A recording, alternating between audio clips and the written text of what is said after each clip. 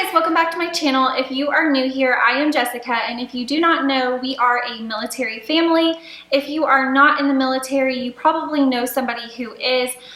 This video may not be for you. It's not one of my typical like cleaning or lifestyle videos, but it is something that is important to me, and I do have a lot of viewers that are in the military, so I wanted to make this for them. Today I'm just going to be sharing with you my tips on how to survive a deployment.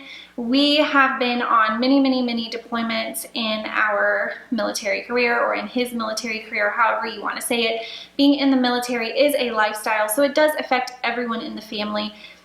It is his job, but it definitely affects the way that we live, so it affects the kids and myself. So it is a lifestyle, so if I do say we are in the military, that's all that I mean by that.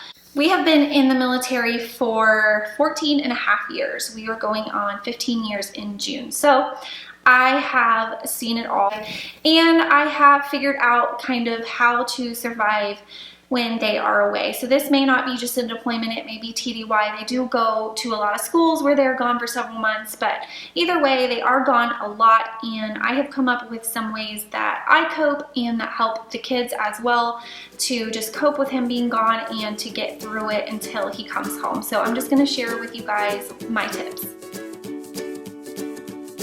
The great yellow sun is reflecting in your deep blue eyes. The day has begun.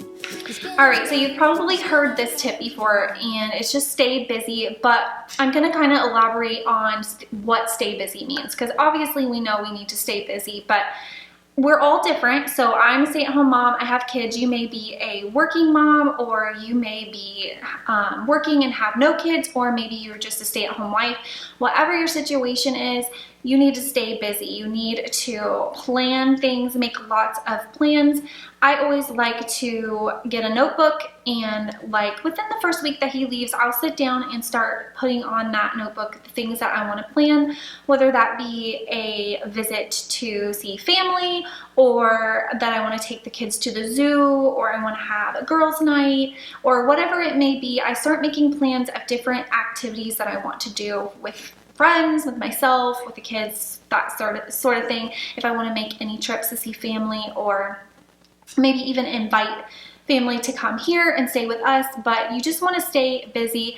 And with stay busy is make plans to do one thing every single day, and it doesn't have to be big plans. Just plan to do something every single day, whether that be run to Walmart, or go get some dinner out, or drive to the park and have some ice cream, something, but find something to do every day. And it doesn't have to be outside of the home, it can be inside the home. You can say, all right, tomorrow I'm going to tackle that closet that needs to be organized, or I'm going to go through the kids' clothes, or I'm going to binge watch on Netflix. Whatever it may be, just find something to do every single day. So the way that I apply that to my life is I take one day at a time, and that's another tip. You want to take one day at a time, and I will, the night before while I'm lying in bed, I will think about the one thing that I'm going to do tomorrow. And of course, things may arise and things may change and that sort of thing, but I'm going to plan to do one thing, and that's what I'm focused on. So I'm not looking too far in the future.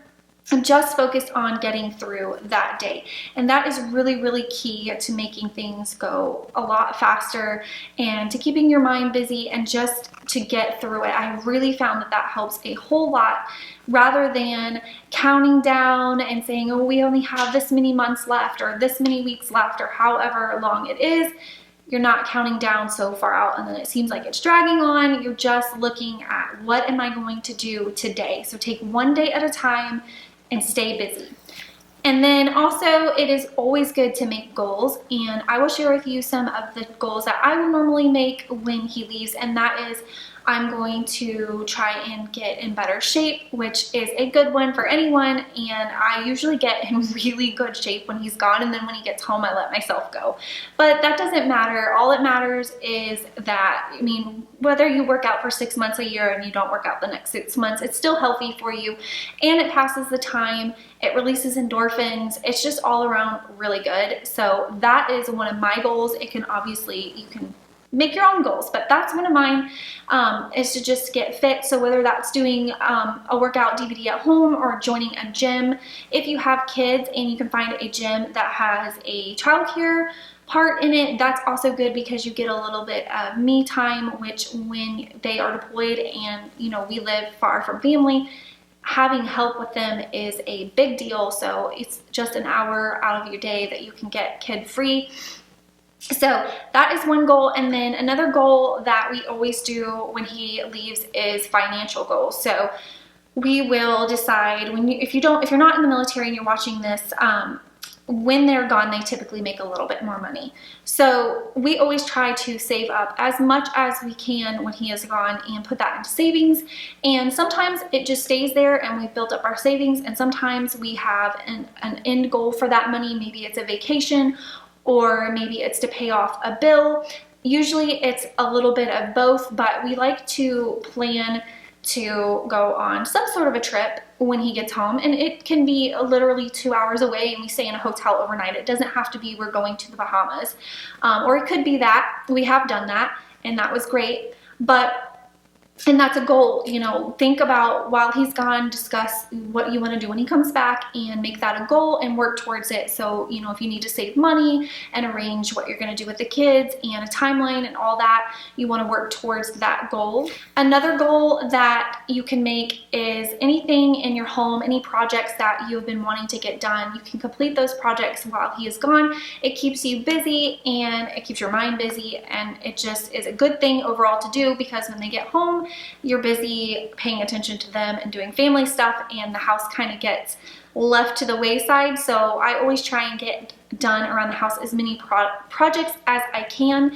And I also spend time when he's deployed usually redoing a room in my house. So for example, I have been wanting to redo the girls' bathroom. So when he is gone, I will maybe paint their bathroom or just redo the decor or something like that. But I just make little goals.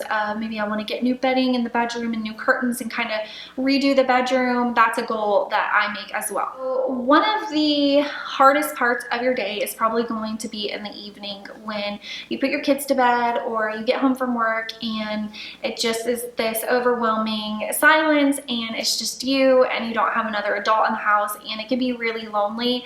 So what I like to do to pass that time is find a TV show and binge watch it. And so these are normally TV shows that he would not want to watch when he's home. So chick flicks and things like that. I love Orange is the New Black. I love The Handmaid's Tale. I watched one with Jessica Biel. I forget what that one was called. It was just a little mini series. If you guys know what that one was called, leave it in the comments below so my viewers can see. But it was really good. It was like a maybe 10 episode series. Let's see, what else do I like? I know one time when he was gone, I watched every single season of Nip and Tuck. And that was something that just got me through. I look forward to it during the day. I know, okay, it's a stressful day, but when I put the kids to bed tonight, I'm going to have a snack or a glass of wine or both, and I'm going to sit and watch a few shows, and then I'm going to go to bed. And that just passes my night. I look forward to it. I genuinely look forward to that me time. And it's just healthy for you overall. You really need to have me time, and it's a lot harder to get when they're gone. So I like to just find a show and binge watch it. So routines are very, very important. And I'm not a big routine person. I'm more of a go with the flow. But when they are gone, a routine is very important. And that doesn't mean you have to get up every morning at the same time and eat breakfast at the same time. And that's not what I mean by that. But just figure out what flow works best for your family, and it will. For me, it comes naturally. I just start to get into my own routine, and that just becomes my routine. I didn't necessarily make it, but it's important to have that routine because it just calms your anxiety. I have anxiety, but you may not have anxiety, and when they're gone, you may acquire anxiety because that's what happens. But it just helps to have a routine. You know how things are going to go throughout the day. Your kids, if you have them, know how things are going to go, and it really, really does help to pass the time because you're more focused on, okay, what am I going to do next, rather than not having any sort of plan and kind of just roaming around like, okay, what am I going to do now? I'm bored, or I don't know where to begin, or, you know, you just kind of skip all of that and you know, all right, now we're going to do this and now we're going to do that. And so a routine is just really, really important. And like I said, mine sort of establishes itself naturally because I'm not a big routine person, but you may be a routine person and that's great. If you want to sit down and schedule out your day, that's perfect. If not, just kind of give it a couple of weeks and see how things are going, and then you'll probably realize that you've established a new routine without him there and not even known it. But just take that routine and love it for what it is, because it's going to help you get through your day. And another tip I have is to get out of the house. If you don't work outside of the home, or you don't have functions that you go to outside of the home, there's not something outside of the home that typically gets you out on a regular basis, find something that does do that. I know it's hard when you have kids, especially if they're little. I've been through so many deployments where I've had newborns. Both of my girls were newborns when he deployed. They were both 11 days old. How that happens, I don't know. 11 is not our lucky number. He left 11 days after we got married, 11 days after Madeline was born, and 11 days after Kinsley was born. 11 is not our number, but I have been home with newborns and I know how it is. And they were both in the winter, and it's hard to get out with a baby in the winter, and it's hard to get out with toddlers in general, but it's really important to do it at least every other day, every 3 days. Get out, and that doesn't even mean getting out of the car. Literally put the baby in the car and drive to Dairy Queen, go through the drive-thru, sit in the parking lot, and have you an ice cream sundae and just watch the traffic go by. People watch. Go to the park, just go through the drive-thru and get you something to eat and come back home. Go rent a movie, go for a drive, anything, but get out of the house. It will help you so much. Cabin fever is a real thing, and you can be depressed if you stay in your house and you isolate yourself from people. You will become depressed, whether you are a depressed person already, you suffer from depression, or maybe you are a happy person. You're gonna get depressed if you stay in your house all the time. It's inevitable, it's gonna happen. We're human and we need to have human interaction. And even if that human interaction isn't necessarily direct, just seeing other people and getting out in the fresh air and getting sunlight is gonna help you so, so much. And one of my favorite things to do when I don't have somewhere to go or someone to do something with is to just go to the park, go for a walk, anything, just get out of the house. And it's really important to take care of yourself when they are gone. Pamper yourself, use that time, because I know, at least for me, the way that it works, when he comes back from a trip, there's sort of that transition period where I am torn between him and wanting to do things for myself, because he just got home. I want to spend time with him. You know, I want to do things with him. He wants me to be there with him. And I am already in this routine of, okay, when I put the kids to bed, I go take a hot bath and drink a glass of wine, and that's my me time, and I need my me time. And there's sort of that transition where I have to kind of figure out how to balance my time and split it now between him and still getting my me time. So when they're gone, use that opportunity to soak up as much me time as you can get. Pamper yourself, read a book, like I said, watch a TV show, take hot baths, paint your nails.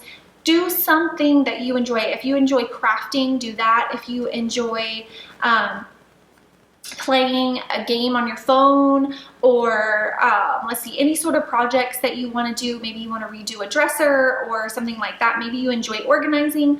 Pamper yourself and do something for you, and just take care of yourself, because it's really important that you are happy and healthy, especially if you have kids, because you have to be strong for them, and you have to be strong for your husband, regardless of if you have kids or not. When he calls home, you know, he needs to know that you are okay and everything is taken care of, and you're not falling apart and the house isn't falling apart, because he doesn't need that stress. And it's just not good. It's not good for anybody. So take care of yourself. Don't let yourself go. Don't get depressed. Make sure that you reach out to people if you need help. That is a huge, huge thing. When I was younger, I did not ask for help. I was too prideful, too ashamed. I didn't want to bother anyone. No, ask for help. I no longer feel shame asking for help. I have realized I have come into some situations where I had no choice but to ask for help. And in those times, I realized how willing people are to help you. They want to help you. You just have to ask them. And they genuinely want to help you. You just have to let them know what you need help with. Don't be ashamed. Don't be too prideful. If you need help, ask for it. Even if that help is, can you please just come over and talk to me? I need to talk to somebody. I'm so lonely. Ask for help. And that brings me into the very last thing that I'm going to give you as far as my advice for surviving a deployment is make sure that you let your friends and family know your expectations, because a lot of them are willing to be there for you and support you, even though they don't really understand. At least a lot of our family and friends that aren't in the military don't understand what we go through. They have no clue. They cannot relate. And if I don't tell them, they're not going to know. And that's not their fault. They don't know because they don't live the life like you do. So make sure you let your family and your friends know your expectations of them when he is gone. So for example, just let them know, hey, he's gone, it's me and the kids here. I would love it if you would check in on us once a week, give me a phone call, see how we're doing. If you want to come over and visit, I would love to have your company. If you have somebody that lives nearby, a friend or something like that, make sure that you let her know, hey, I'm going to have a lot of free time on my hands and I'm going to be really lonely, and I would really love it if you and I could go and have a girls' night every once in a while. But just let them know what you need from them, because they're not going to know on their own. And if they do, if you have a family that just gets it and is there for you, you are so blessed, and please let them know how grateful you are for them, because it's not like that for everyone. A lot of people have friends and family who just don't get it, and it can be so lonely, and you feel forgotten when they don't check in and they don't call, and it seems like they don't care, but they do care. They just don't understand and they don't know what you need. So just come right up front, lay it on the table and say, look, this is what I need from you while he's gone. And if they love you, then they're going to do those things for you, and everybody's going to be happy in the end. Don't expect them to just do things without you telling them, because you're just going to be disappointed. I hope that this was helpful for some of you ladies out there. If you have any questions for me, definitely ask me in the comment section below, and I will try and answer everyone's questions. If you want me to do more military wife related videos, let me know. I definitely plan on doing a care package idea video for you guys soon. I have a lot of great ideas. We've had to send a lot of care packages in our 14.5 years, so I have some good ideas for you. So that is coming, and if you have any other requests, definitely let me know. I will see you guys next time. Bye! The great yellow sun is reflecting in your deep blue eyes. The day has begun.